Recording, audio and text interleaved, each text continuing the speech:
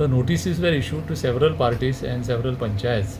Most important parties were the Luthra brothers, then the Sarpanch of the village panchayat. As far as Sarpanch of the village panchayat is concerned, he has been already served. Luthra brothers are in the custody of the police, so the court has told us that they should be served by the police, and the matter is kept after 2 weeks. We also told the court that some directions have to be issued to pay compensation to the victims, especially the victims being from the poor background. They may not be able to agitate their rights before the courts of law.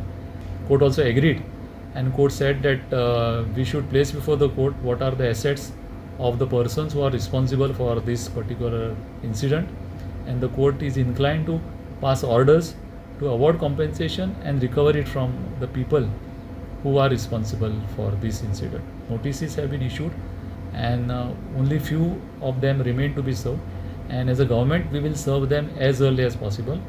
The police will be told to serve these people who are in the custody within next 2 or 3 days time.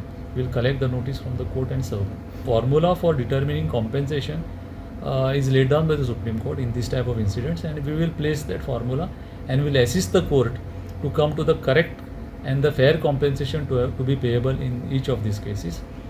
Then as far as the assets of the people who are responsible for this incident is also concerned, the government and all the police machinery as well as other machinery of the state will endeavor to find out the assets of these people, and that list of those assets will be placed before the court.